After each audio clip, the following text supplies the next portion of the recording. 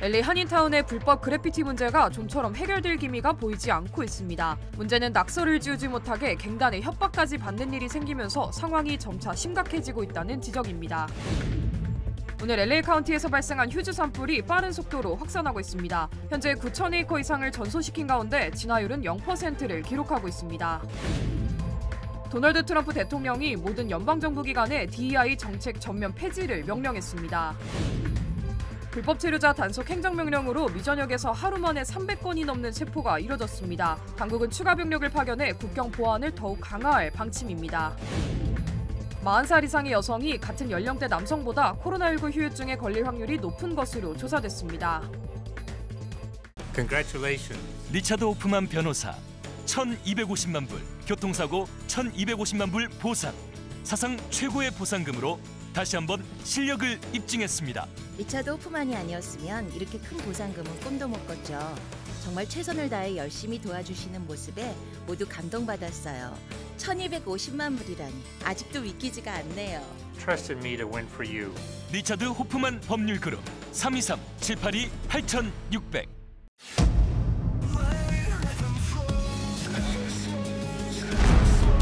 Every time you feel defeated, find your flow within.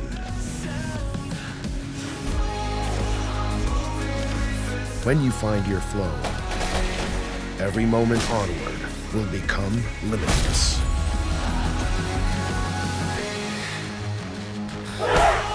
Find your flow every time. 여러분 안녕하십니까? 1월 22일 첫 소식입니다. LA 한인타운의 낙서 문제 해결되지 않고 되풀이되면서 결국 시민들의 안전까지 위협받고 있습니다. 낙서를 지우는 봉사자들도 매일같이 노력하고 있지만 예산 부족과 갱단의 협박까지 겹쳐 문제 해결이 쉽지 않은 상황인데요. 최악의 경우 한인타운 전체가 낙서로 뒤덮이는 건 아닌지 우려의 목소리가 높아지고 있습니다. 여준호 기자의 보도입니다. 건물 벽면에 정체불명의 글자가 나열돼 있고 사람이 올라가기 힘든 높은 곳에도 지저분한 낙서가 가득합니다. 모두 건물주의 허락 없이 그린 불법 그래피티로 주택과 공공장소를 가리지 않고 마구잡이로 퍼지고 있습니다. 자, 보시는 바와 같이 건물 외벽에 그래피티 낙서가 가득합니다. 한인타운을 돌아다니다 보면 이런 낙서를 쉽게 찾아볼 수 있는데요. 이렇게 지워도 다시 또 낙서가 생기는 바람에 뾰족한 해결책을 찾지 못하고 있는 상황입니다. 그래피티 낙서는 단순히 건물 외벽을 훼손하는 것을 넘어 주민들에게 불안감을 조성하고 도시 환경을 저하시키는 주요 원인으로 꼽힙니다. 특히 LA 한인타운은 한 블럭 건너 그래피티가 발견될 정도로 불법 낙서가 심각한 지역 중 하나입니다. 비즈니스 업주들은 더욱 골머리를 앓고 있습니다. 방문객들에게 좋지 않은 인상을 남겨 매출에 부정적인 영향을 끼칠 뿐만 아니라 비용을 들여 매번 낙서를 지운다 하더라도 지우면 어느새 또다시 낙서가 발견되고 있기 때문입니다. 심지어 낙서를 지우다가 갱단으로 추정되는 사람들로부터 협박을 받는 일도 적지 않습니다. 굉장히 많죠. 그게 왜 굉장히 많은 거면은 낙서를 하는 애들이 그 갱 같은 애들이에요. 그래서 그걸 지우려고 페인트하는 사람들이 와서 페인트를 지우려고 가면은 그 사람들이 그거 못하게 협박을 해요. 지나가는 이게 건달들이 젊은 애들이거든요, 얘들은. 근데 그게 협박하는 게 어느 정도가 하면 총을 꺼내요. 와서 지난번에 한번 그 지우니까 총을 딱 꺼내더라고. 그래서 그걸 못 지우게 하더라고. 거기 보면은 그거 해놨는데 보면은 자기 이름이 거기 들어있어요. 그게 그 조직이 돼 있더라고. 자체에서 많이 이렇게 경험하는 거고요. 그 갱단 분들이 경고도 하고 가끔씩 안 좋은 그런 상황들이 벌어질 때도 있고요. 그런 부분들에 대해서 많이 저희도 이제 트레이닝하고 주의를 하죠. 왜냐면 이게 뭐 그런 쉬운 일이 아니다 보니까. 지난해 LA 한인타운의 불법 낙서 관련 민원 접수는 34,500여 건으로 하루 평균 100건에 달합니다. 민원은 폭발하고 있는 반면 정부 예산 등의 문제로 해결책 마련은 여전히 미비한 상태입니다. 팬데믹 때 저희가 받은 민원이 좀 올라간 거는 사실인데 이게 근본적으로 해결할 수 있는 그런 해결책이 아직 안 나오고 있는 게 좀 많이 안타깝고요. 이런 서비스에 관련된 그런 예산도 좀 타격이 있는 것 같더라고요. 불법 낙서는 도시 이미지 훼손은 물론 경제에도 악영향을 미칠 수 있는 만큼 정부가 예산을 늘려 적극적으로 단속하고 지자체와 협력해 그래피티 구역을 지정하는 등 체계적인 대책을 마련해야 한다는 지적입니다. MBC 뉴스 여준호입니다. 오늘 또 LA 카운티에서 발생한 산불이 강풍을 타고 빠른 속도로 확산하면서 긴급 대피령이 내려졌습니다. LA 소방국에 따르면 오늘 오전 10시 30분쯤 LA 카운티 북서쪽 캐스텍 지역에서 휴주 산불이 보고됐습니다. 당국은 산불이 처음 보고된 이후 2시간도 채 지나지 않아 5,000에이커 넘게 확대됐으며 이는 2초에서 3초마다 축구장 크기의 면적을 태우고 있는 수준이라고 전했습니다. 이번 화재로 인근 주택 3만 1,000여 가구에 대피 명령이 내려졌고 추가로 2만 3천 가구 이상이 대피 경고를 받은 상태입니다. 또 캐스텍 교도소 수감자 500명도 긴급 대피했으며 고속도로 일부도 폐쇄되는 등 피해가 속출했습니다. We are packed and ready to go, so we just came over here to see how big it looks. I work from home, so within the window, I was in a meeting, and within 10 minutes it went to from like 500 to like 3,000 acres, so it went quick.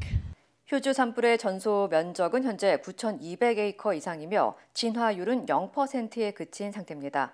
당국은 초대형 산불을 진압하기 위해 항공기 4대와 소방차 50대 등을 동원해 진화 작업을 진행 중이라고 밝혔습니다. 한편 전문가들은 건조한 기후와 산타아나 돌풍으로 이번 산불도 핵폭탄처럼 번질 수 있다고 경고했습니다. 다가오는 주말 LA 지역에 비가 내릴 것으로 예상되면서 산사태 위험이 커지고 있습니다. 국립기상청은 이번 주 토요일부터 캘리포니아 남부 대부분에 3분의 1인치 이하의 비가 내릴 확률이 60%에서 80%라고 예보했습니다. 특히 일부 지역에서는 짧은 시간 동안 소나기가 내려 최대 1인치의 비가 내릴 수 있다고 전망했습니다. 캐런 베스 LA 시장은 산불 피해 지역의 2차 피해를 막고 물과 바다로 유독 물질이 유출되는 것을 방지하기 위해 긴급 행정 명령을 발령했습니다. Today, I'm issuing an executive order to shore up burn areas and stem the flow of toxic debris in the event of rain this weekend. This is to prevent additional damage to areas already ravished by fire and also to protect our watershed, beaches, and ocean from toxic runoff. 또한 산불 피해 지역의 산사태 위험이 높아짐에 따라 콘크리트 벽 설치와 모래 주머니 배치, 잔해물 제거 등 보호 작업을 신속히 진행할 것을 지시했습니다. 한편 LA와 벤츄라 지역에서는 강풍이 예상되면서 화재 위험 경고가 내일 저녁 8시까지 연장됐습니다. 도널드 트럼프 대통령이 성별과 인종 등을 고려한 다양성 장려 정책을 전면 폐기하도록 명령했습니다. 트럼프 대통령은 DEI 프로그램과 특혜 여부를 폐지하는 행정명령에 서명하면서 모든 연방기관이 DEI 사무실을 폐쇄하고 정부 기관에는 이를 위반하는 민간 기업을 식별하도록 요청했습니다. 또한 해당 프로그램은 차별적이며 관련 부서의 활동가들이 과도한 보수를 받고 있다고 비판하고 필수 분야를 제외한 신규 채용과 관련한 사업 예산 지원도 중단하겠다고 밝혔습니다. 앞서 다양성과 형평성, 포용성을 뜻하는 DEI 정책은 연방정부 내에서 여성과 성소수자 등 과거에 배제됐던 집단에 기회를 제공하기 위해 도입된 제도로 실시됐습니다. I think the American people have spoken very clearly. The best way to stop discriminating against people on the basis of race or gender is to stop discriminating against people on the basis of race and gender.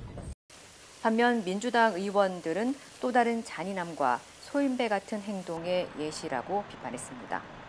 이번 행정명령에 따라 모든 연방정부 기관들은 DEI 사무실 직원들에게 유급 휴가를 부여하고 내일 정오까지 현재 DEI 사무실과 직원 목록 그리고 계약 내용 등을 보고해야 합니다. 불법 체류자 단속 행정명령의 일환으로 미 전역에서 대대적인 체포가 이루어지고 있습니다.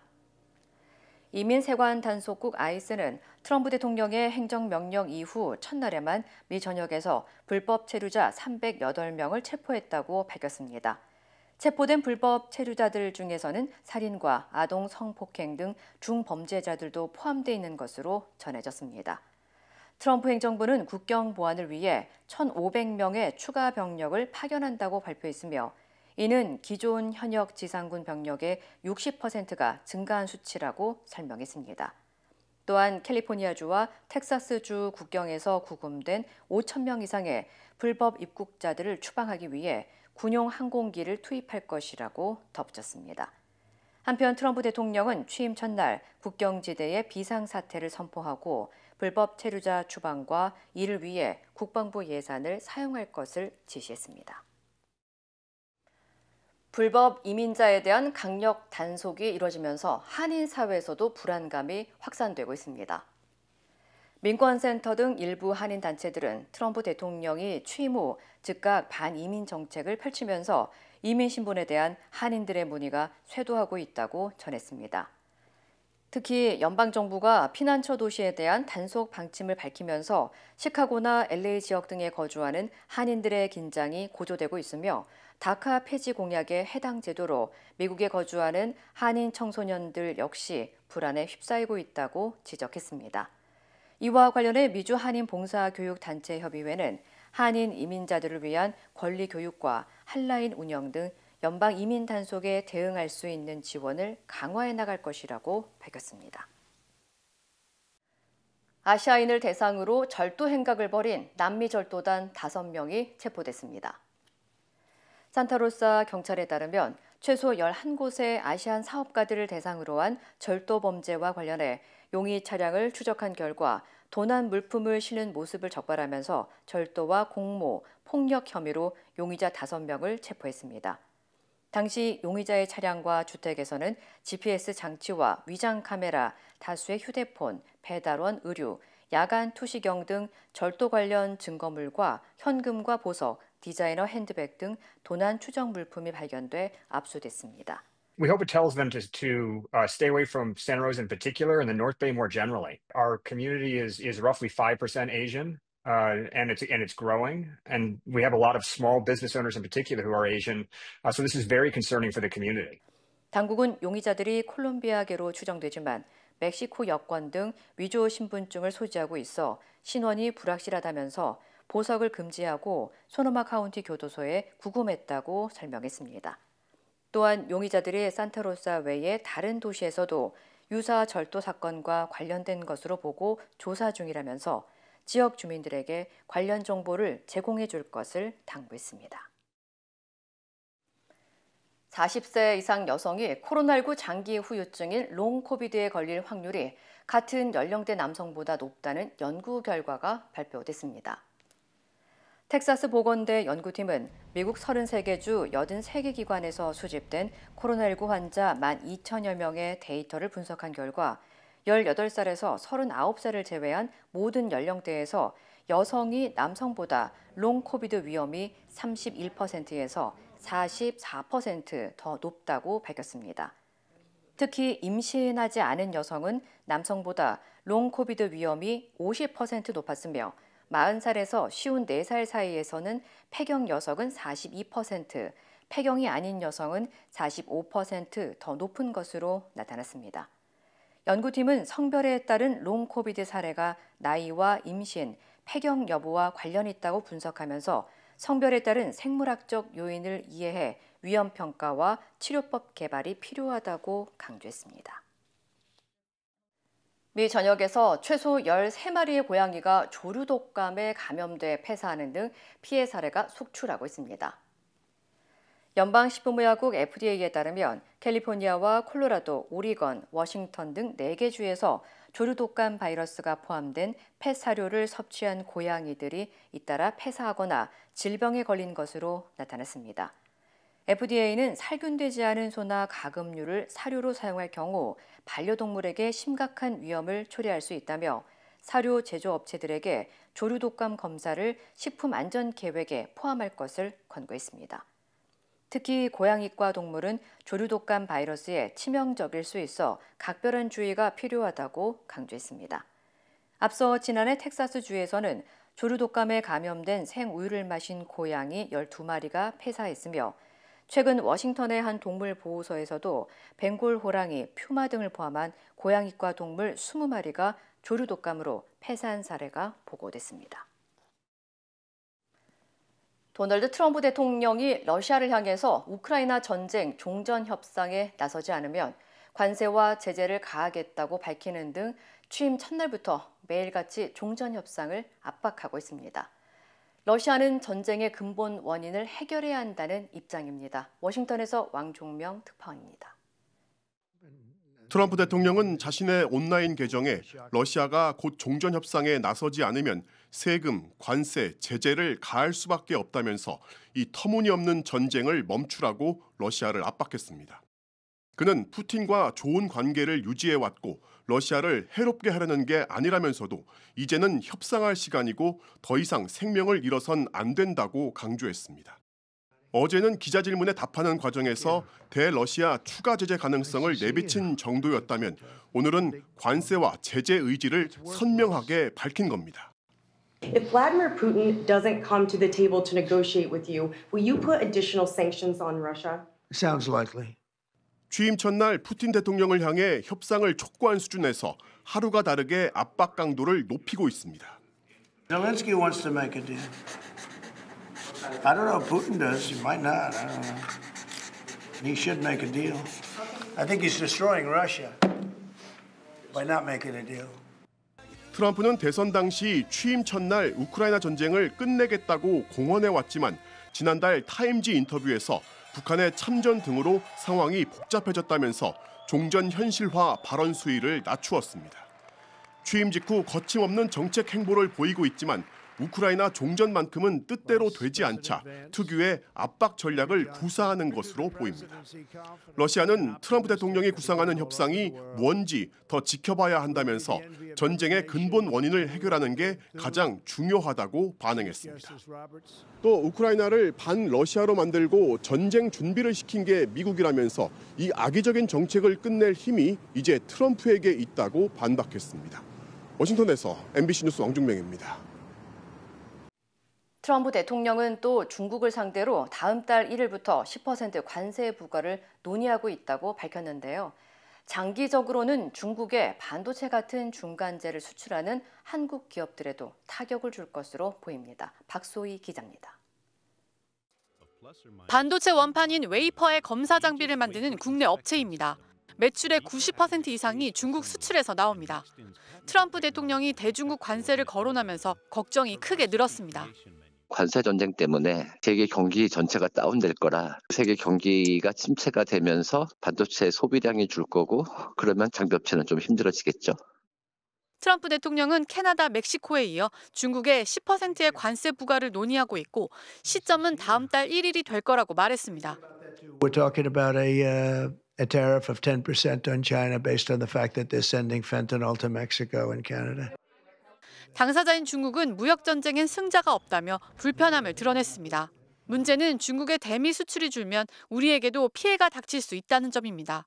지난해 우리나라 대중국 수출액의 86%는 메모리 반도체, 디스플레이 등을 포함한 중간재였습니다. 정부는 반도체 등 첨단 산업을 지원하기 위해 대출이나 보조금 대신 별도 기금을 만들어 직접 투자를 하겠다고 밝혔습니다.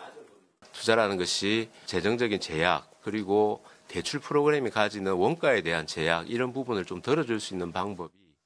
트럼프 대통령의 공약대로 대중국 관세가 60%까지 오른다면 우리 대중 수출 관련 생산이 6% 이상 감소할 거란 분석도 있습니다.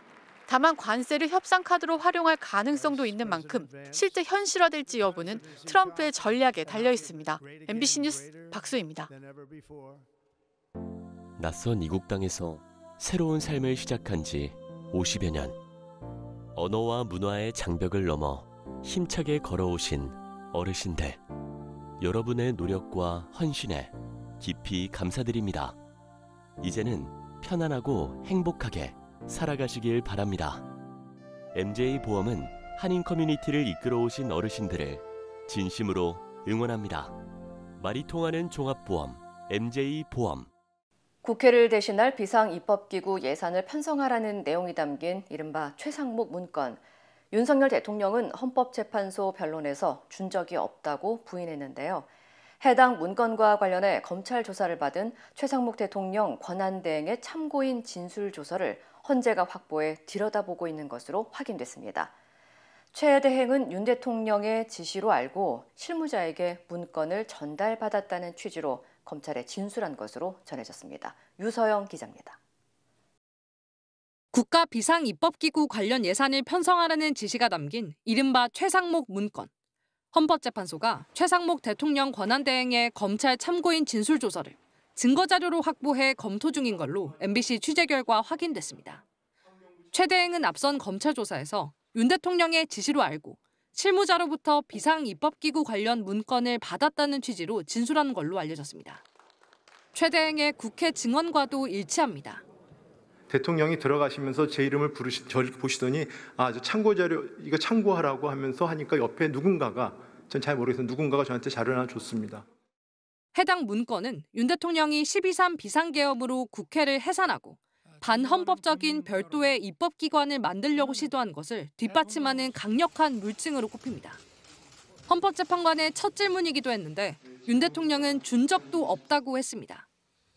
저는 이걸 준 적도 없고 그리고 나중에 이런 계엄을 해제한 후에 한참 있다가 언론에 이런 메모가 나왔다는 것을 기사에서 봤습니다. 하지만 최 대행은 국회는 물론 경찰 조사에서도 또 검찰 조사에서도 비상입법기구와 관련한 내용은 윤 대통령 지시였다고 반복해 밝히고 있습니다. 비슷한 문건을 받았다는 국무위원은 또 있습니다. 국회에 나온 조태열 외교부 장관은 계엄 이후 조치해야 할 지시사항이 담긴 문건을 윤 대통령으로부터 직접 받았다고 했습니다. 본인이 대통령으로부터 직접 쪽지를 받은 것은 맞다. 맞습니다. 윤 대통령이 최상목 문건 작성자로 지목한 김용현 전 국방장관도 본인이 작성했다고 주장하면서도 대통령이 최상목 당시 기재부 장관에게 준비하고 검토하라고 준 것이라며 문건의 최종 승인권자로 윤 대통령을 지목하고 있습니다. 윤 대통령과 김 전 장관은 오늘 오후 2시 윤 대통령 탄핵심판 4차 변론기일에서 피청구인과 증인으로 마주할 예정입니다. MBC 뉴스 유서영입니다. 변론 중에 정치인 체포 지시는 없었다고 주장한 윤 대통령. 그런데 어제 열린 국정조사 특위에서 이 주장과 배치되는 진술들이 쏟아졌습니다. 다 잡아들여서 싹 정리해라. 홍장원 전 국정원 1차장은 윤 대통령으로부터 이런 지시를 받았다고 말했고 곽종군 전 특수전 사령관도 윤 대통령의 체포 지시는 분명한 사실이라고 강조했습니다. 김지인 기자입니다. 정치인들을 체포하라는 윤석열 대통령의 지시가 있었다는 폭로가 이어졌지만 윤 대통령은 헌법재판소에 나와 그런 적이 없다며 대놓고 부인했습니다. 국회의원들을 끌어내라고 지시한 적이 있으십니까? 없습니다. 그런데 하루도 지나지 않아 국회에서 정면 반박하는 발언이 쏟아졌습니다. 홍장원 전 국정원 1차장은 12월 3일 밤 10시 53분쯤 대통령으로부터 전화를 받았다고 밝혔습니다. 이번에 다 잡아들여서 싹 다 정리해라. 근데 그때 목적어가 없었습니다. 그래서 어느 누구를 그렇게 해야 되는지까지 잘 몰랐고. 누구를 체포하라는 건지 체포 대상인 목적어는 그 다음에 걸려온 여인영 당시 방첩사령관의 전화에서 확인할 수 있었습니다. 우원식 국회의장, 국민의힘 한동훈 당시 대표, 더불어민주당 이재명 대표 등 14명에 달하는 체포 명단이었습니다. 이 명단을 보고 홍 전 차장은 도무지 이해가 안 갔다고 했습니다.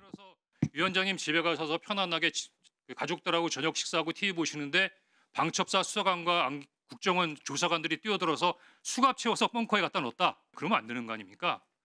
홍 전 차장은 이 같은 행태가 북한에서나 일어나는 거라고 말했습니다.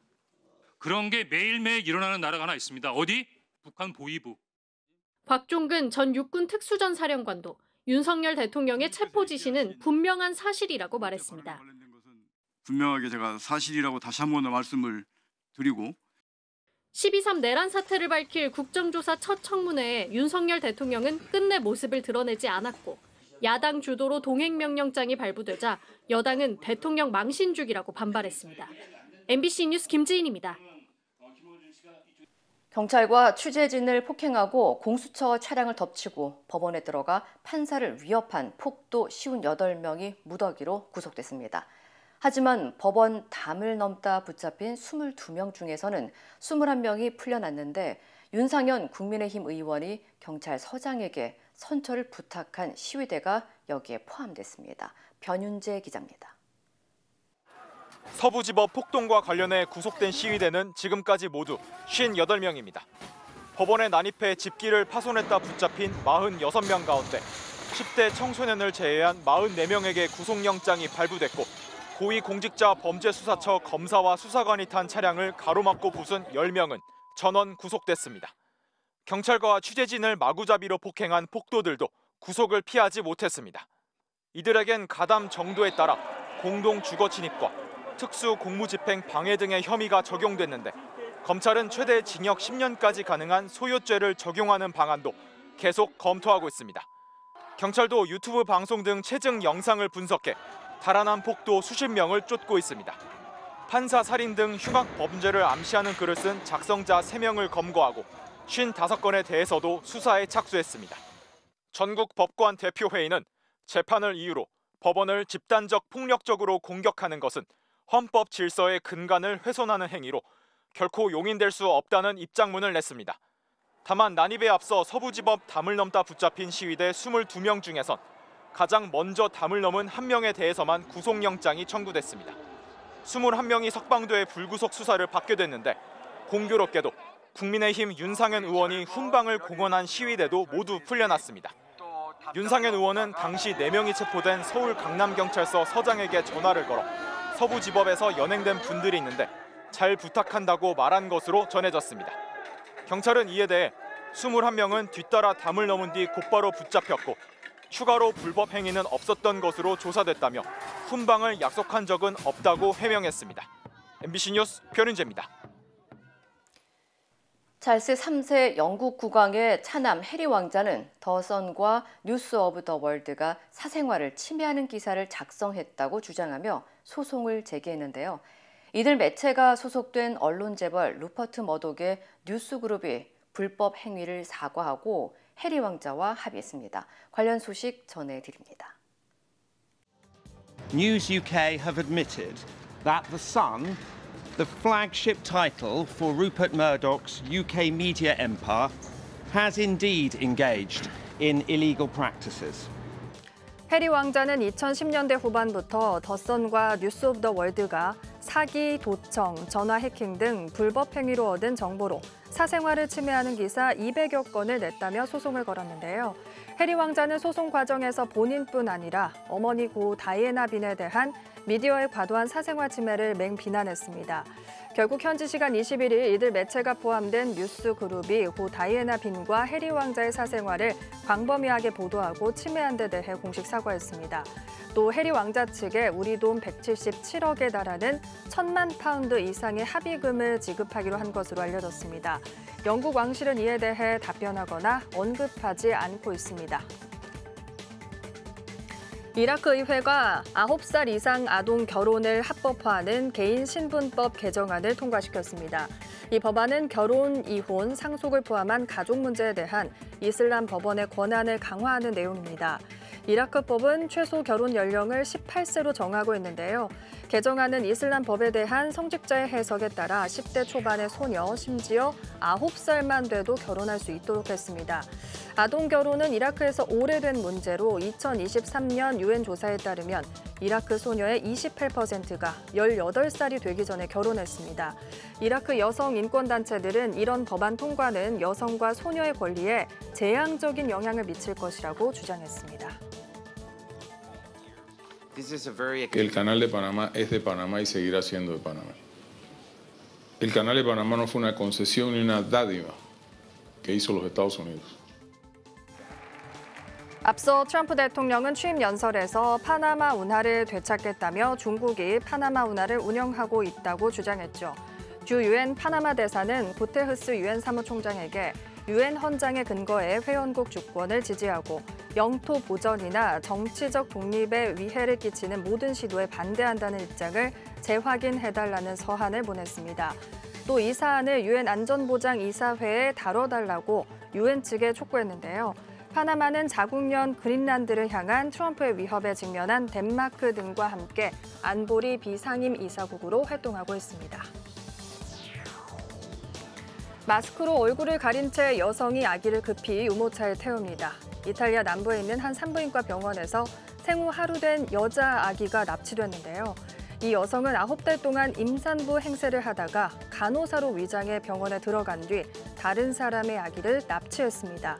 이 가짜 엄마는 자신의 SNS에 출산 소식을 알리는가 하면 지인을 불러 아기의 탄생을 축하하는 파티까지 열었는데요. 다행히 CCTV를 통해 용의자를 확인한 경찰이 4시간 만에 여성과 공범인 남편의 집을 급습했고요. 납치됐던 신생아는 무사히 부모의 품으로 돌아올 수 있었습니다. 이 시각 세계였습니다. 힘들고 어려울 때 실력 있는 변호사가 필요하십니까? 60년 역사의 대형 로펌 KMFM 로펌의 최미수 변호사와 함께하세요.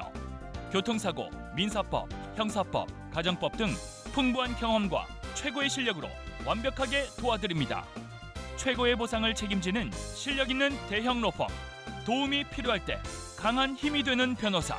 KMFM 로펌 최미수 변호사. 213-427-2350. 인터넷과 SNS에서 화제가 된 소식들 알아보는 투데이 와글와글입니다. 늦은 밤에 수상한 남성이 포착돼 경찰이 출동했는데요. 14시간에 걸친 수색 끝에 남성을 검거했습니다. 늦은 밤 경기 북부 고양시 어둑어둑한 밤거리를 한 남성이 배회하는데요. 그런데 이 남성 흉기로 추정되는 물건을 들고 있습니다. 한 행인이 칼을 들고 다니는 사람이 있다며 112에 신고했고요. 경찰이 출동해 주변을 샅샅이 뒤졌지만 남성을 찾지 못하자 주간팀이 넘겨받아 수색을 이어갔는데요. 차량으로 이동 중 상점 앞에서 용의자와 비슷한 인상착의의 남성을 발견합니다. 신체 수색 결과 남성의 주머니에서 흉기가 발견됐는데요. 남성은 지인에게 폭행을 당해 보복할 목적으로 들고 다녔다고 진술했습니다. 행인의 신고와 경찰의 세심한 인수인계로 인명피해 없이 사건이 마무리될 수 있었네요. 메뉴를 착각한 손님에게 모욕적인 발언을 퍼부은 프랜차이즈 카페 점주가 논란이 되고 있습니다. 이 점주는 한 손님과 나눴던 대화 영상을 자신의 SNS에 올렸는데요. 바닐라 라떼를 주문한 손님이 나온 음료를 아메리카노로 착각해 점주에게 제대로 나온 건지 묻자 점주가 바닐라 라떼가 맞다고 대답하는 내용인데요. 점주가 이 영상 끝에 망막에 기생충이 드글거린다며 막말을 쓰면서 문제가 됐습니다. 논란이 일자 프랜차이즈 본사의 내부 조사와 적절한 조치를 바란다는 민원이 쏟아졌는데요. 점주는 영상을 내린 뒤 자신의 SNS 계정에 자필 사과문을 게시했고 본사 역시 향후 유사한 일이 발생하지 않도록 내부 교육과 점검을 강화하겠다고 밝혔습니다. 하지만 누리꾼들의 분노는 가라앉지 않았는데요. 그 매장 절대 안 간다, 글씨마저 성의가 없다며 싸늘한 반응을 보였습니다. 설 연휴가 다가오면서 택배 물량이 급증하고 있는데요. 한 SNS에 택배 노동자가 보낸 문자 메시지가 올라왔습니다. 물량 과다로 이제 센터에서 2회전 물량 싣고 출발한다. 대략 새벽 2시 돼야 배송 완료될 것 같다. 많은 양해 부탁드린다라는 내용이었는데요. 글쓴이는 새벽 2시라니 이게 말이 되는지, 나 혼자 천천히 받아도 된다고 해봤자 의미가 있는지라며 답답한 마음을 전했습니다. 다른 누리꾼들도 어제 새벽에 배송 차량 보고 비명 지를 뻔했다. 택배 2주 걸려서 받아도 괜찮다며 위로의 말을 건넸고요. 그 외에도 주 7일 원하지 않음, 새벽 배송 법적 제재하면 안 되나 같은 반응도 나왔습니다. 지난해 열린 파리올림픽에서 명품 브랜드인 루이비통이 메달 제작에 참여해 화제가 됐었는데요. 변색 등 품질 논란이 끊이지 않고 있다고 합니다. 루이비통 주얼리 브랜드 쇼메가 디자인에 화제가 된 올림픽 메달입니다. 그런데 뭔가 이상하죠. 화려함은 온데간데 없고 거무튀튀해진 이 메달. 지난 파리올림픽 홍계영에서 프랑스 국가대표 수영선수 요한 은도의 브루아르가 딴 메달입니다. 그는 지난달 SNS에 낡아버린 메달 사진을 올렸고요. 동메달을 딴 동료 선수 클레망 세키도 도색이 벗겨지고 갈라진 메달을 공개하며 황당해했습니다. 사실 메달 품질 논란은 이미 대회 당시부터 불거졌는데요. 미국 스케이트보드 선수 나이자 휴스턴은 동메달을 딴 지 불과 열흘 만에 메달 상태가 안 좋았다고 밝히기도 했습니다. 미국 일간 뉴욕타임스는 파리올림픽 폐막 후 100일도 안 돼 100명이 넘는 선수가 손상된 메달을 교체 요청했다고 전했는데요. 하지만 자사 장인이 참여해 메달을 만들었다고 자랑했던 루이비통은 정작 문제가 불거지자 책임을 회피하고 있다고 합니다. 자신들이 메달을 직접 제작한 건 아니지만 디자인부터 생산 과정까지 꼼꼼히 챙기지 못한 책임에서 자유로울 수 없는 상황. 책임을 떠넘기고 침묵으로 일관하는 루이비통을 향해 누리꾼들의 비난이 쏟아지고 있습니다. 코끼리 한 마리가 쓰러진 모녀 위를 지나 갑판대 사이를 가로질러 갑니다. 지난 18일 태국에서 불꽃놀이 소리에 놀란 코끼리가 시민을 덮치는 모습인데요. 이 사고로 시민 5명이 다쳤습니다. 다행히 큰 부상이 아니어서 병원 치료를 받고 모두 집으로 돌아간 것으로 전해졌고요. 숲으로 달아난 코끼리도 약 2km 떨어진 마을에서 붙잡혔습니다. 코끼리 주인이 돈을 벌기 위해 행사장을 방문했다가 제지당하자 밤에 몰래 코끼리를 다시 데려와 사고가 났던 것으로 드러났는데요.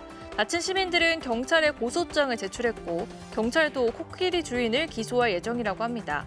누리꾼들은 사람도 힘든 소음인데 동물은 오죽할까? 구시대적인 동물 공연은 없어져야 한다고 목소리를 높였습니다.